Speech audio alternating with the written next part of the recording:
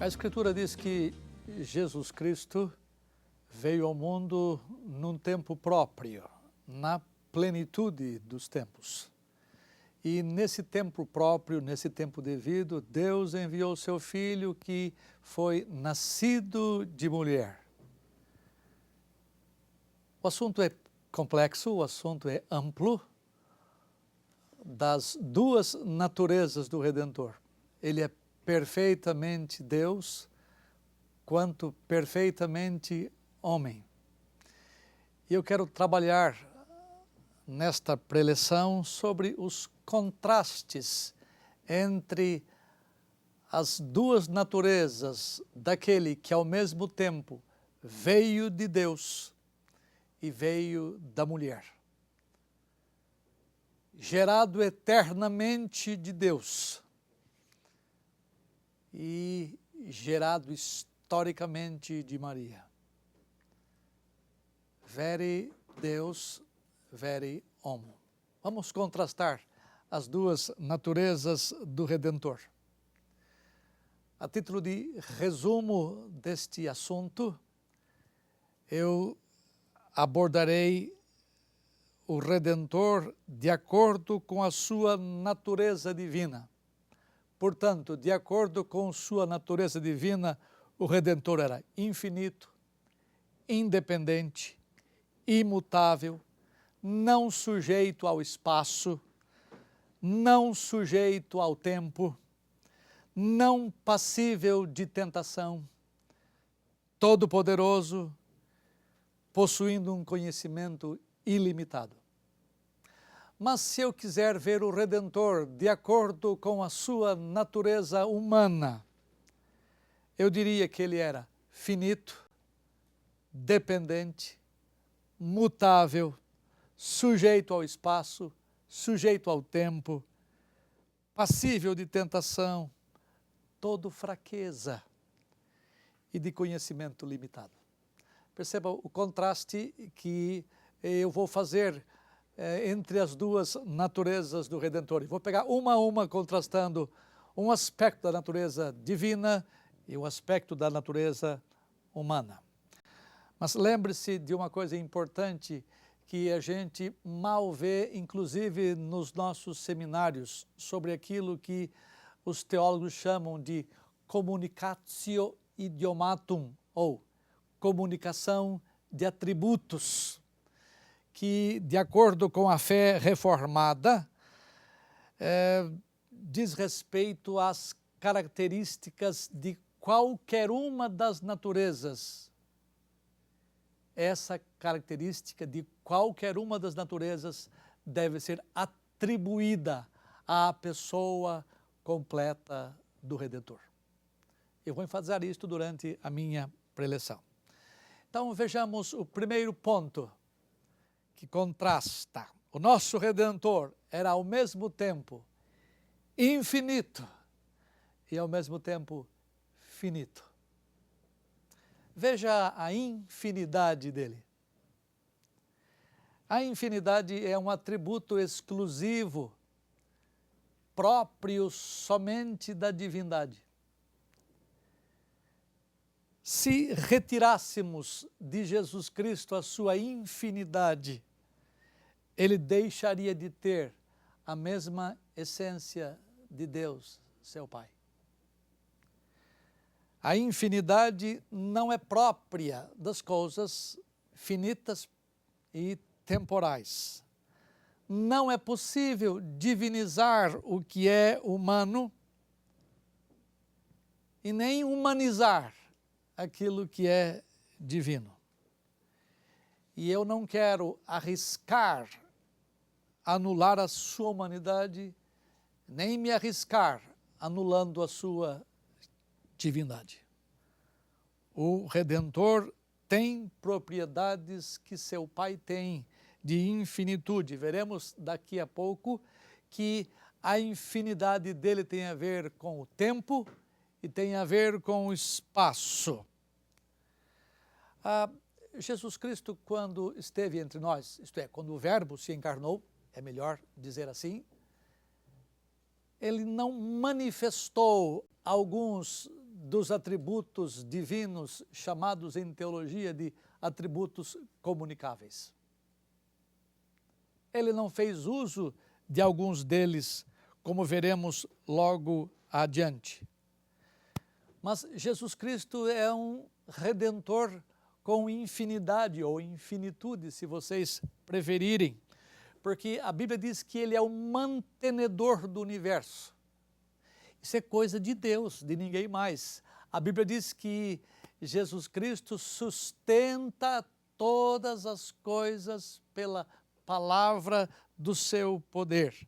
Não há como negar a infinidade de nosso Redentor. Ele é um Deus que não tem origem, quem disse é o profeta Malaquias. É antigo de dias que remonta os dias da eternidade. E ele é imenso e está em toda parte, como veremos daqui adiante. Jesus Cristo é um Redentor infinito. Mas eu também posso dizer que ele é um Redentor finito. Ao mesmo tempo que ele é infinito nos seus atributos divinos, ele possui finitude como é próprio de todos os seres humanos. A finitude é própria das coisas que vieram à existência. A finitude é própria das coisas que foram criadas. Portanto, Jesus Cristo é finito porque a sua natureza humana veio à existência no tempo. A sua natureza humana é criada. Ela não é eterna como a sua natureza divina. Ela veio a existir um dia, no tempo e no espaço. E ela foi derivada de uma mulher finita, Maria. Houve um tempo quando a natureza humana do Redentor não existia. Bom, se não existia a natureza humana, ele também não era Redentor. Houve um tempo em que não havia Redentor, porque só pode haver Redentor quando as duas naturezas estão juntas. Então, a natureza humana, que é finita, porque vocês e eu somos finitos. Então, desde a encarnação, é que a natureza finita ocupou tempo e ocupou espaço. Ele nasceu de uma mulher, foi feito carne, isto é, foi feito humano como nós.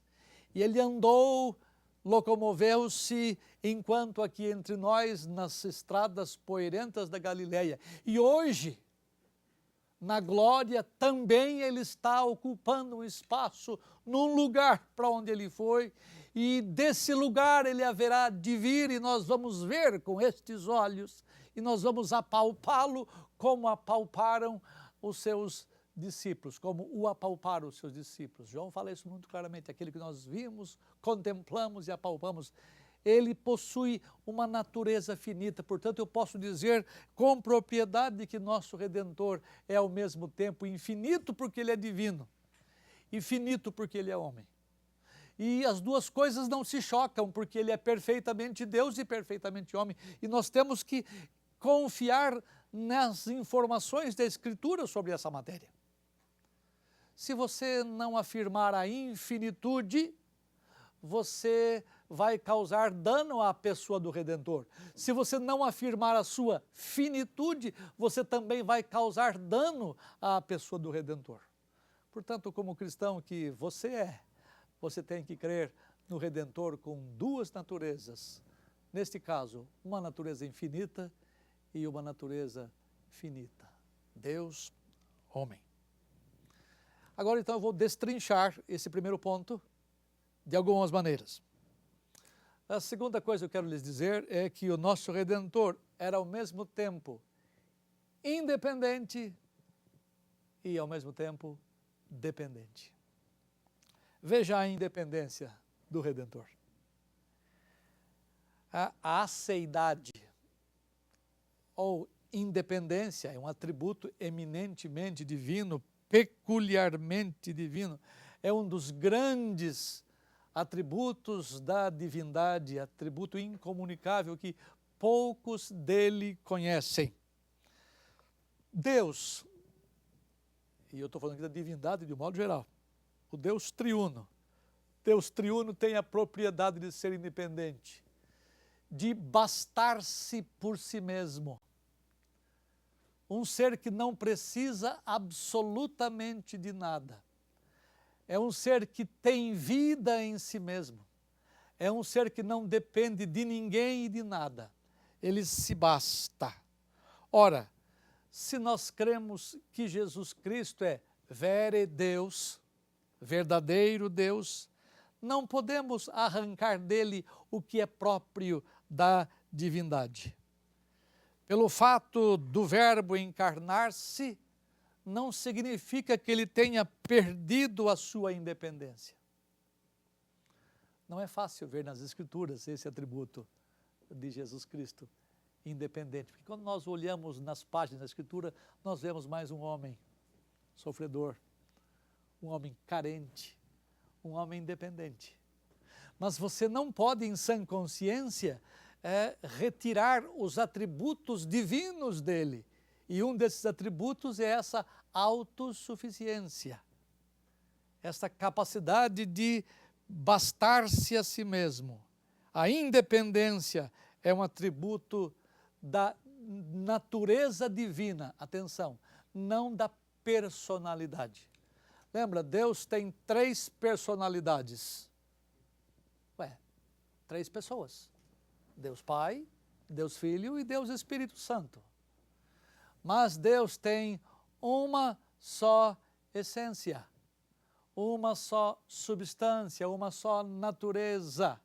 O que é próprio de uma das pessoas é próprio das outras pessoas, se nós olharmos a natureza das 3 pessoas, que é exatamente a mesma. Você não pode retirar da segunda pessoa da Trindade os atributos que pertencem à primeira ou à terceira. A encarnação não retira a divindade. Na verdade, foi o que alguns fizeram na teologia do final do século XIX, quando eles despotencializaram o Verbo divino, que ao encarnar-se ele esvaziou-se de todos os seus atributos. Ele perdeu. Não, ele nunca perdeu nenhum de seus atributos. Enquanto esteve entre nós no estado de humilhação, voluntariamente, propositalmente, ele não fez uso de alguns deles. E se ele fez, nós não fomos capazes de detectar nem os seus apóstolos, porque há algumas coisas que pertencem à divindade e nós não conseguimos captar. Independência é um atributo que não conseguimos nem ter ideia dele. Mas nosso Redentor, diz a Escritura no capítulo 5 de João, verso 26, que o Pai concedeu a ele ter vida em si mesmo. Por isso que ele ressuscitou pelo seu próprio poder. Por isso que ele tem vida, pode dar vida e dar vida a si mesmo. Agora, essa vida da qual o texto de João 5 fala é a vida no seu aspecto divino. Ele nunca, como Redentor infinito, independente, nunca veio à existência. Ele sempre existiu e nunca precisou de absolutamente nada. Nós sim, nós temos vida derivada dele, a nossa vida vem à existência. Nós não temos vida por nós mesmos, nós recebemos vida dele. Mas nosso Redentor, como Deus que é, não precisa nada de ninguém. Mas é difícil vê-lo só como divino. Por isso que eu tenho que entender que o nosso Redentor também é dependente. E esta é a faceta mais comum que nós vemos dele, e nós não temos muita coragem de afirmar a dependência do Redentor. Por quê? Nós enfatizamos a divindade dele, a independência, não enfatizamos. É que nós nem sabemos, na maioria dos nossos membros de igreja, não sabemos que independência é um atributo divino. Mas nós não teríamos medo de declarar a independência, embora sem saber explicá-la corretamente. Mas nós temos medo de dizer que ele é dependente, com medo de diminuir a divindade dele. E ele é dependente. Presta atenção. Ao mesmo tempo que era independente, eterno, ele nasceu em Belém da Judéia. Ele teve que ser retirado do ventre materno, saiu pelo mesmo lugar que todos nós saímos, precisou da ajuda, da contração, das dores de parto da sua mãe, precisou dos cuidados do seu pai e de sua mãe desde pequenino. Todas as necessidades que uma criança tem, ele teve. Todos os cuidados que uma criança deve receber, certamente ele recebeu de seus pais. Parece estranho para alguns isto, mas ele recebeu abraços e beijos de seu pai, da sua mãe, ele recebeu afago, ele era carente disto, porque qualquer ser humano é carente destas coisas, necessitado destas coisas, para que o desenvolvimento de uma criança seja correto. Além disso, nosso Redentor precisava comer, precisava beber, precisava de repouso. Deus não repousa, Deus não descansa. A Escritura diz que não dorme nem dormita o guarda de Israel. Ele é a tua sombra, a tua direita, isto é, ele não abandona nunca, ele não cochila nunca. Mas nosso Redentor cochilava, dormia, repousava. Ele era um Redentor dependente. Mas, como dependente que ele era, ele precisou aprender muitas coisas desde pequenino com sua mãe, com seu pai, na sinagoga. Ele teve que aprender para poder exercer posteriormente, depois dos 30 anos, o seu ofício, os seus ofícios mediatoriais. Ele carecia da assistência, inclusive, sobretudo, do Espírito Santo sobre ele. Ué, mas como é que Deus precisa do Espírito Santo? Lembra, o nosso Redentor não é somente Deus, ele é homem. E como todo homem, para exercer os seus dons espirituais, exercer o seu ministério, carece da ajuda do Espírito Santo, porque ele disse, o Espírito de Deus está sobre mim, para que eu evangelize os pobres, para que eu liberte os cativos e assim por diante. Ele precisava da assistência divina, do Espírito Divino, para exercer as suas funções. Escuta lá, o Espírito do Senhor está sobre mim, pelo que me ungiu para evangelizar os pobres, enviou-me para proclamar libertação aos cativos e restauração de vista aos cegos, para pôr em liberdade os oprimidos e apregoar o ano aceitável do Senhor. Está lá em Lucas 4, 18 e 19, Lucas cita Isaías.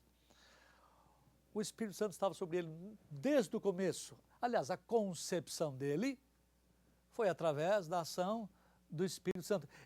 A natureza humana não foi concebida de si mesma, por si mesma. Houve necessidade da ação de Deus o Pai e de Deus o Filho para que houvesse a fecundação em Maria.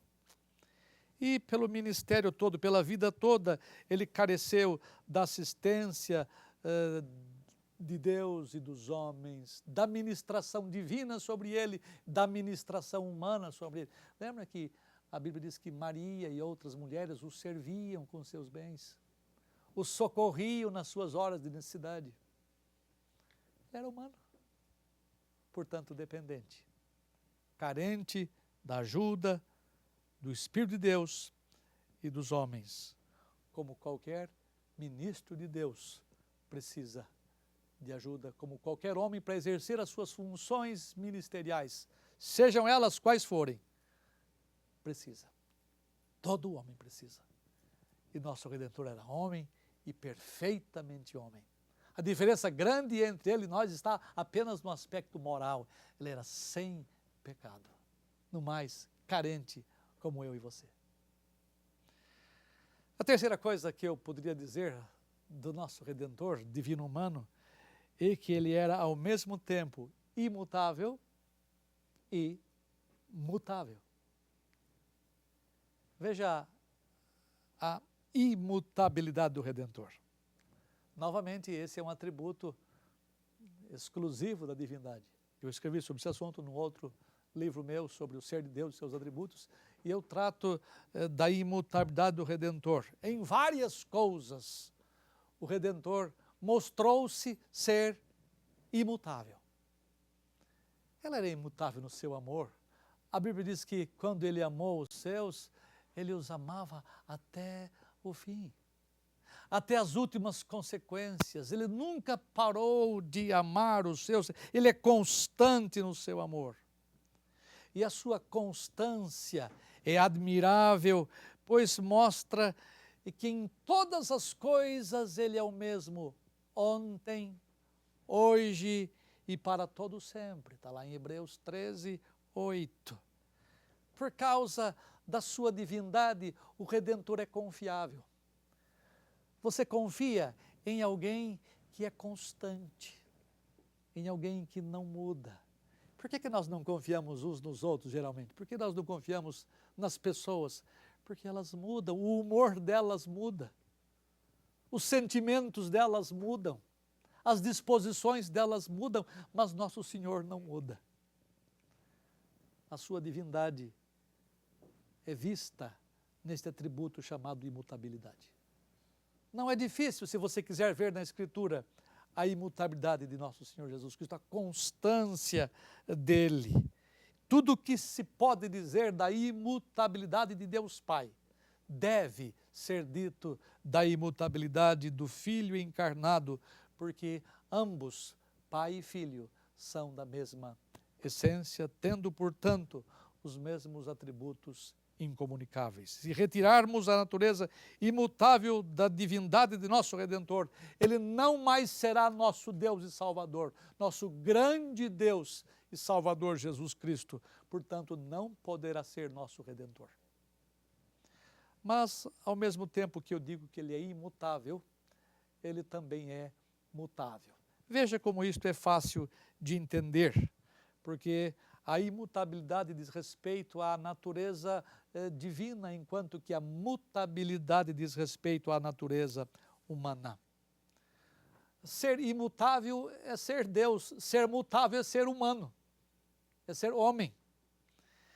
A mutabilidade do Redentor está relacionada ao fato dele ser finito,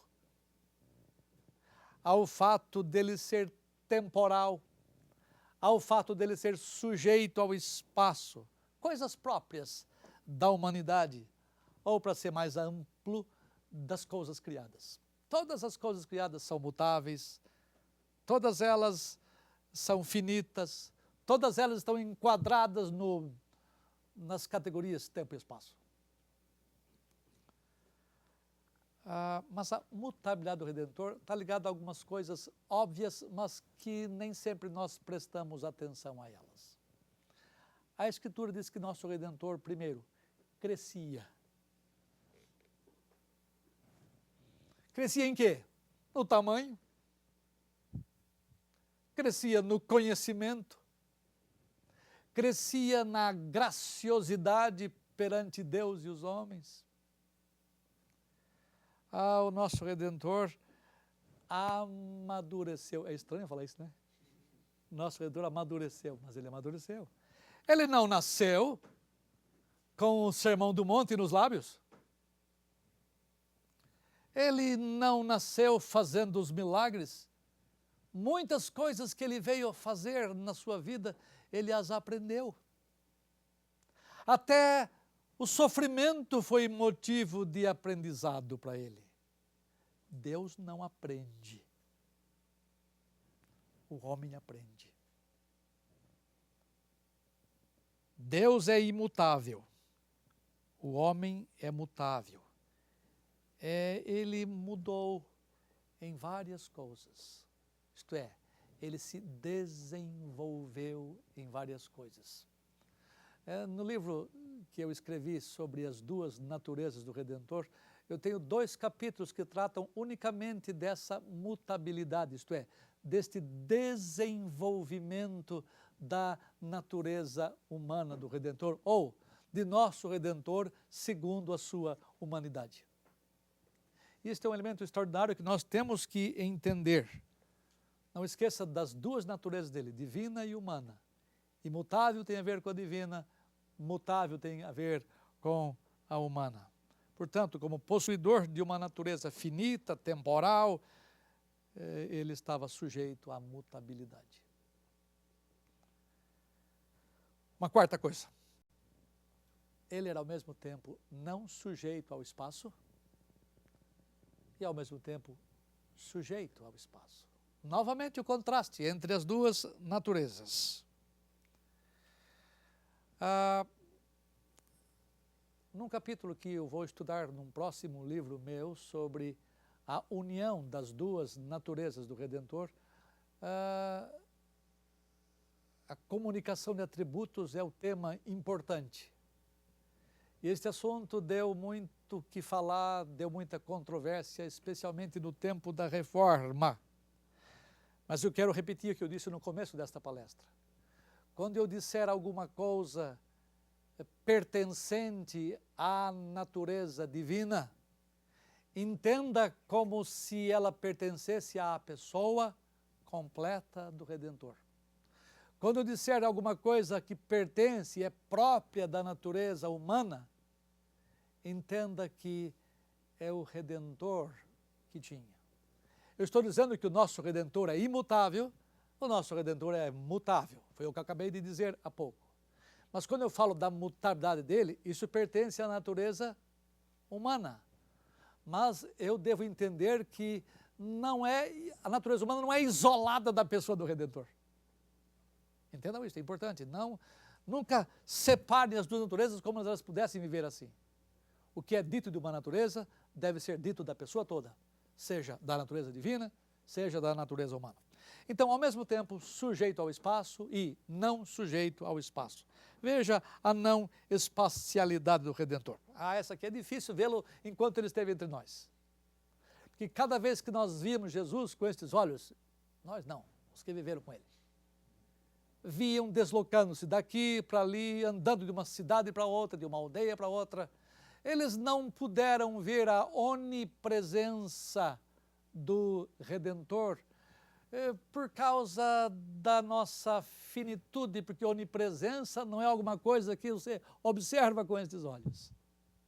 Por causa da espiritualidade da natureza divina, por causa da não materialidade da natureza divina. Mesmo em sua permanência aqui entre nós, a natureza divina do Redentor não estava encerrada ao corpo, não estava, digamos, limitada pelo corpo dele. Quando Jesus, por exemplo, lá na questão da doença e morte de Lázaro, como é que Jesus sabia que Lázaro estava para morrer? Como é que ele disse algumas coisas que os seus discípulos não entenderam? Jesus Cristo é onisciente porque ele é onipresente. Deus sabe tudo porque está presente em tudo. Deus não governa Deus governa in loco. Ele não governa por informação. Deus está presente em cada parte do território do seu domínio.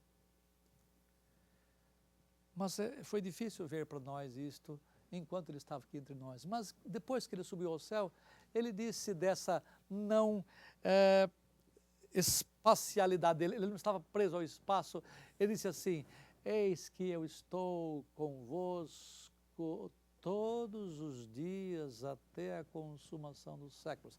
Ele não está falando do Consolador que ele enviaria. Ele disse: onde estiverem reunidos 2 ou 3 em meu nome, eu estarei no meio deles. Isto é, o nosso Redentor não está sujeito ao espaço. A sua natureza divina não está encerrada dentro da sua natureza humana. Ela transcende a sua natureza humana sem deixá-la, sem abandoná-la, sem separar-se dela. Porque a união é indissolúvel, inseparável entre as duas naturezas. Mas a natureza divina não está encerrada neste corpo, ela transcende este corpo. Por isso nosso Redentor pode estar conosco todos os dias até que o século se consuma. Ele era, portanto, não sujeito ao espaço. Paulo cria nisto. Ele fala, Cristo vive em mim. Ele afirma isso categoricamente. E eu vivo pela fé no Filho de Deus. Ele vive em mim e eu vivo nele. Cristo está presente com ele. Esta é a sensação que todos nós que cremos em Jesus Cristo temos. E que Ele está presente, e Ele ouve as nossas orações, porque Ele está não somente junto conosco, mas Ele está em nós. A gente enfatiza a habitação do Espírito, mas a presença onipresente de Cristo entre nós é algo que nós temos que enfatizar, porque assim Ele é segundo a sua natureza divina. Agora veja que o nosso Redentor, Ele está sujeito ao espaço, preso ao espaço, encerrado ao espaço, isto é, ao que Deus criou, que um dia veio à existência, pelo fiat divino, pelo haja e ouve. Ele está sujeito a esse espaço que Ele próprio criou e Ele foi agente da criação, o Verbo, o Filho.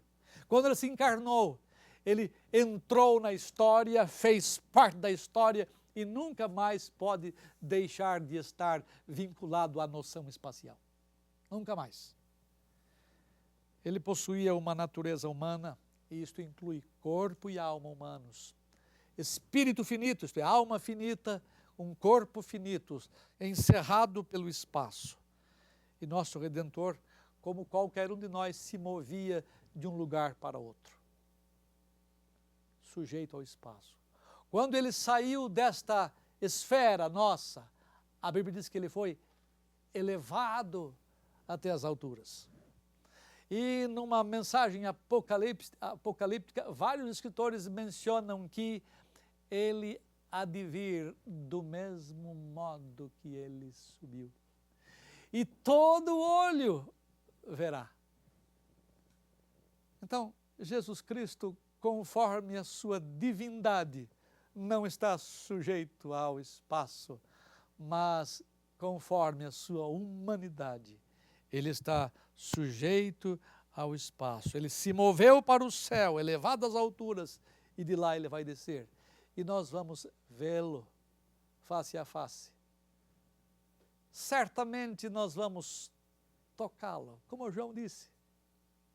Nós vamos contemplá-lo com esses olhos, apalpá-lo com as mãos. Nós vamos usar uma linguagem um pouquinho mais melosa, nós vamos abraçá-lo, nós vamos beijá-lo, nós vamos ter contato com o nosso Redentor. Por que não? Ele tem a mesma natureza nossa, ele pode receber-nos nos seus braços, como recebeu os pequeninos, abraçando-os. Nós vamos ter contato com esse Redentor, que não obstante a sua divindade, a sua não espacialidade, também está sujeito ao espaço, de carne e osso como nós. E quando ele subiu ao céu, ou antes de subir ao céu, ele estava andando sobre o mar, lembram-se? E o pessoal disse, é um fantasma. Ele chamou os discípulos, comeu um peixinho, camarãozinho, e ele falou assim, um espírito não tem carne nem ossos como eu tenho. Isso está escrito na Escritura, exceto o camarãozinho. Ele é sujeito ao espaço como um humano que ele é, porque ele é perfeitamente Deus e como tal, não sujeito ao espaço e perfeitamente homem, como tal, sujeito ao espaço. Você tem que enfatizar essas coisas. Mais um ponto. Ele era ao mesmo tempo eterno e ao mesmo tempo temporal, não temporário. Não é difícil de entender estas coisas aparentemente conflitantes, meio paradoxais às vezes, pois o contraste é estabelecido pelas duas naturezas que existem nele.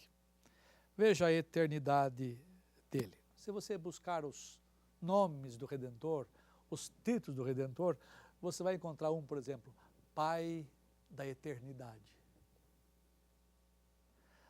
você vai encontrar o Filho eterno de Deus, ou você vai encontrar em Miqueias 6:8, se não me engano, que fala que desde os dias antigos, desde os dias da eternidade, ele vive. Nosso Redentor é um Redentor eterno, segundo a sua divindade. Nunca houve um tempo em que o Redentor não tenha existido com respeito à sua divindade. Houve um cristão que teve alguns pensamentos hereges na sua época, chamava-se Orígenes. Orígenes não cria na eternidade do Filho. Orígenes cria que o Filho era a primeira criação de Deus. Orígenes cria que Jesus Cristo era o primogênito de Deus, no sentido de vir à existência uma época. Porque ele disse que houve um tempo quando Deus não era pai. Deus veio a ser pai quando ele criou o Filho. Então, ele não cria na onticidade divina, portanto, eterna, ou eterna, portanto, divina do Filho. Porque eternidade é atributo da divindade. Eternidade é uma propriedade da eternidade. Só as coisas criadas é que não são eternas. O resto, e esse resto, é só Ele. É eterno, e nosso Redentor é eterno. Paulo escreveu aos Colossenses 1:17, diz que Ele é antes de todas as coisas, e nele todas as coisas subsistem. E João completa dizendo, por causa dele e por meio dele, todas as coisas vieram a existir, sem ele nada do que foi feito se fez. Então, nosso Redentor é eterno. Agora, veja a segunda parte deste ponto. Veja a temporalidade dele. Ao mesmo tempo que nós dizemos que ele é eterno, também dizemos que ele é temporal. Ele veio à existência um dia, há 2000 e pouquinhos anos atrás. O Redentor nosso não existia como homem.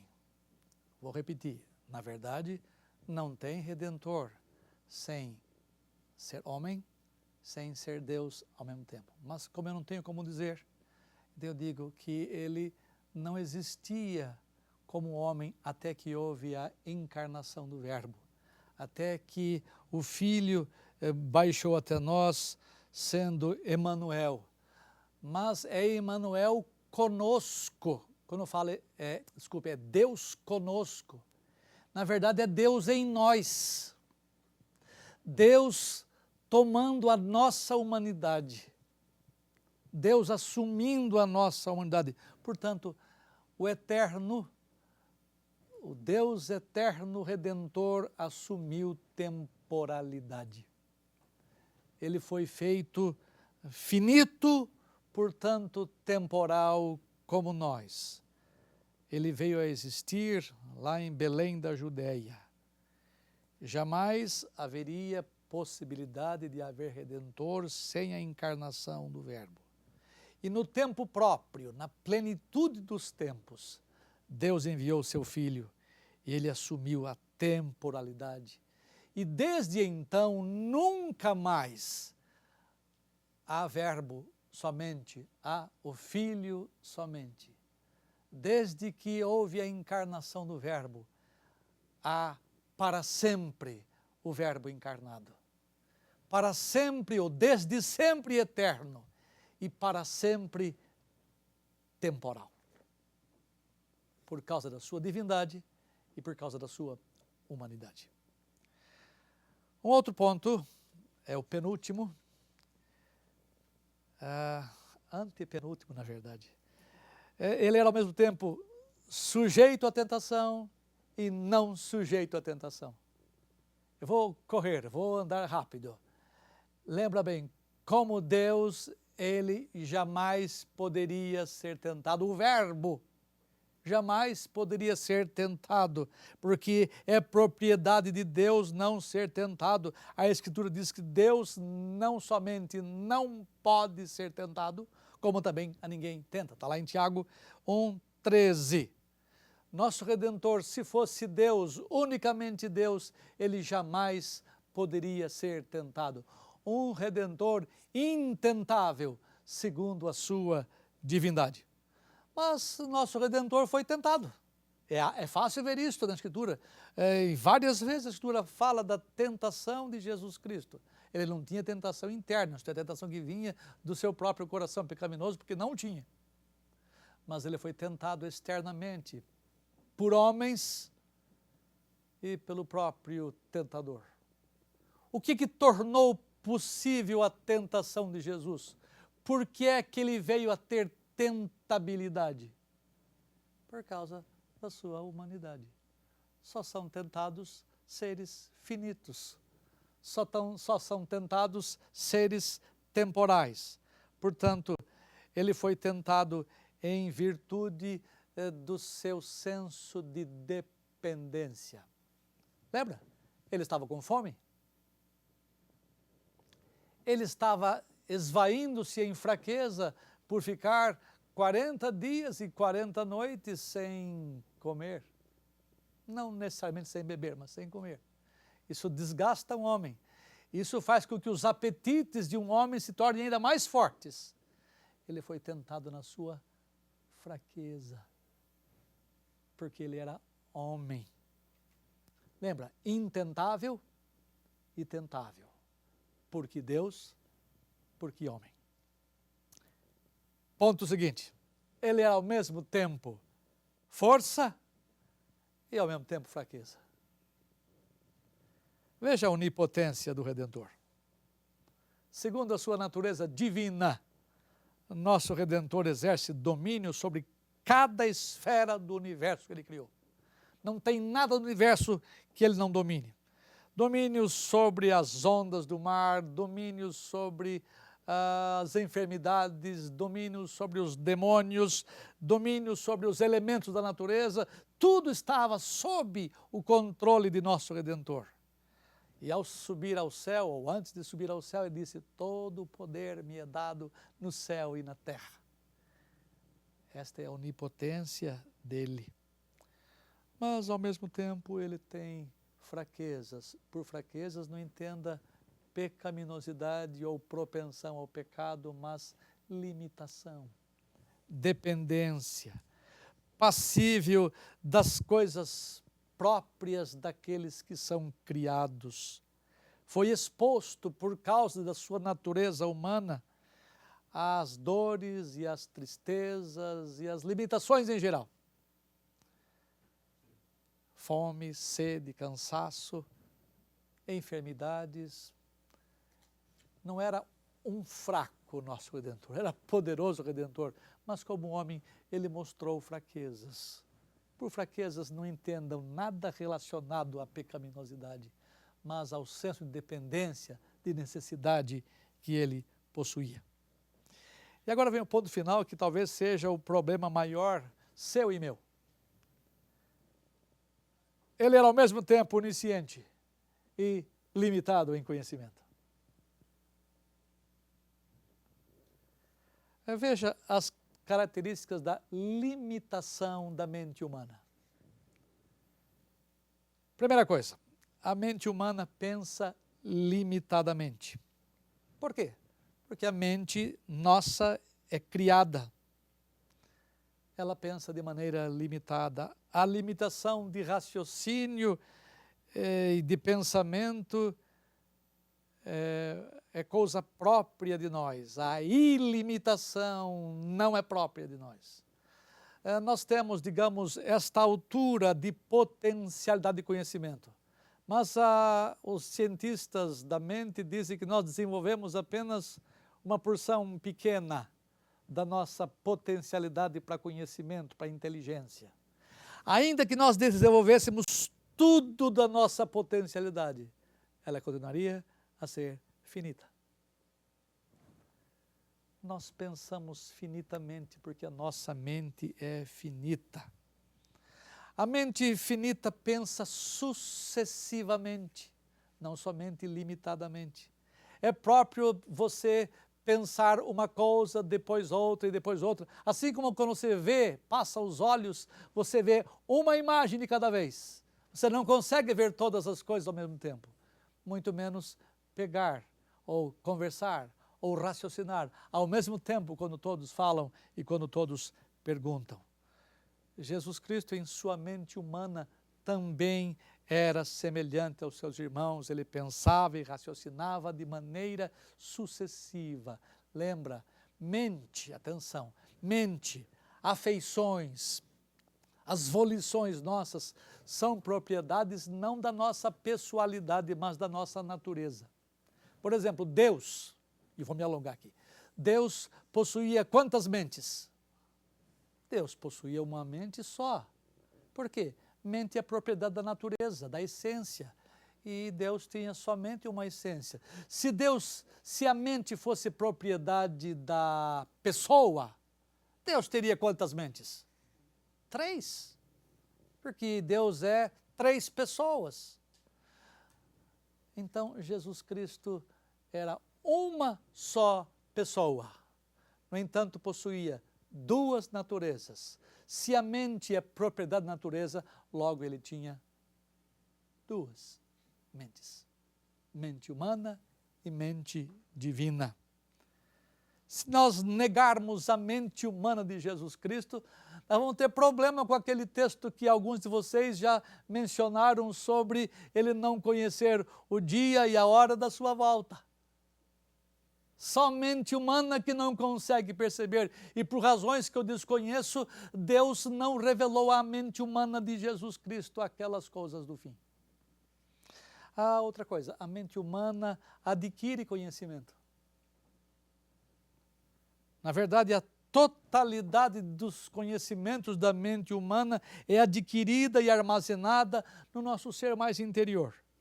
Jesus Cristo, possuindo uma mente humana, também adquiria conhecimento. O texto fala que Jesus crescia em conhecimento, ou crescia em sabedoria.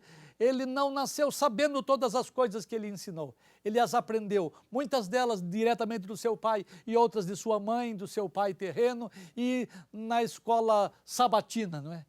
Lá na sinagoga.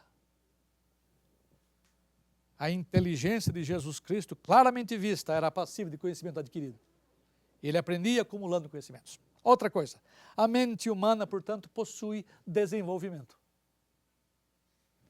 Esse é um ponto consequente, é fácil de ser entendido. Agora veja as características da ilimitação da mente divina. Primeiro, a mente divina não possuía de forma alguma limitação. O profeta fala assim: os meus pensamentos não são iguais aos vossos pensamentos, assim como os meus caminhos são mais altos que os vossos caminhos, os meus pensamentos mais altos que os vossos pensamentos. A minha maneira de raciocinar é diferente de vocês, diz Deus. Eu penso de modo diferente, porque eu penso infinitamente, enquanto vocês pensam finitamente. A mente humana, a mente divina, não possui sucessão de conhecimento. Deus conhece todas as coisas de uma vez. Deus não as aprende. Deus não acumula informações com o passar do tempo, com a experiência dele. Deus não adquire conhecimento. A mente divina é diferente da nossa. E se Jesus Cristo é Deus, e certamente Ele é, Ele possuía uma mente divina. Dizer que, segundo a sua divindade, Ele não conhecia o tempo do fim, é esvaziar Deus de um atributo fantástico chamado onisciência. Esvaziar o Redentor dessa propriedade divina. Portanto, a mente divina não possui desenvolvimento. Que mesmice, não é? Nada é novo para Deus. Nada para ele, oh, que fantástico, eu nunca tinha percebido isto. Deus não diz uma coisa desta. Deus não se espanta com nada, Deus não adquire conhecimento nenhum, porque a mente divina é assim. e semente é a propriedade de uma natureza, de uma essência. Jesus Cristo possuía as duas mentes. Veja o contraste entre as duas. Jesus Cristo pensava como homem e pensava como Deus. Assim era o nosso Redentor. Terminando. Você e eu precisamos conhecer mais sobre as duas naturezas do Redentor. Você e eu precisamos meter a cara e nos afundar ou aprofundar no conhecimento das naturezas de nosso Redentor. E a palavra final está lá num texto que eu vou expor rapidamente. Observe que ao estudar Jesus Cristo segundo as suas duas naturezas, pelo menos igual a uma nós seremos. Escuta, 1 João 3, versos 2 e 3. Amados, agora somos filhos de Deus, mas ainda não se manifestou o que haveremos de ser. Sabemos que, quando Ele, o Redentor Divino Humano, se manifestar, nós seremos semelhantes a Ele, porque haveremos de vê-lo como Ele é. E a si mesmo se purifica todo o que nele tem esta esperança, assim como Ele é puro. Primeiro ponto, a nossa plena humanidade ainda está por acontecer. Quando eu falo plena humanidade, eu não estou dizendo corpo e alma. Eu estou tratando de corpo e alma perfeitos, corpo e alma purificados, corpo e alma renovados, moralmente santos, absolutamente santos, embora não essencialmente santos, porque santidade é essencial só em Deus, em nós é sempre derivada. Mas seremos santos como Jesus Cristo é em sua natureza humana. E a nossa plena humanidade acontecerá na vinda do Senhor. O texto fala, sabemos que quando Ele se manifestar, nós seremos semelhantes a Ele. A nossa plena humanidade será igual à de Jesus. O texto fala, seremos semelhantes a Ele, porque haveremos de ver como Ele é. Seja seu anelo de ser parecido com Jesus Cristo, seja o seu anelo parecer-se com o Redentor naquilo em que Ele pode ser parecido, naquilo que Ele pode ser imitado. Não imite Jesus Cristo segundo a sua divindade, você não vai conseguir nunca. Mas imite-o segundo a sua humanidade. E assim, quando você tem essa esperança, diz o texto, se purifica todo aquele que tem essa esperança, assim como Ele é puro. Este é o alvo de todos os cristãos, serem parecidos com Jesus Cristo, sendo puro como Ele é. Assim a igreja cristã pensasse, assim a igreja cristã desejasse. E por isto ela deveria lutar ardentemente, para que nós, os crentes em Jesus Cristo, sejamos homens mais íntegros, homens segundo a estatura, a varonilidade de Jesus Cristo, maduros como Jesus Cristo. Certamente, a igreja evangélica seria uma igreja que causaria mais impacto e seria a maior bênção para o mundo. No decorrer da palestra, o senhor Ele está leve, tem muitos motivos para agradecer a Deus. Chegando ao nível de a gente poder dizer que uma coisa Mais do poder de Deus do que das nossas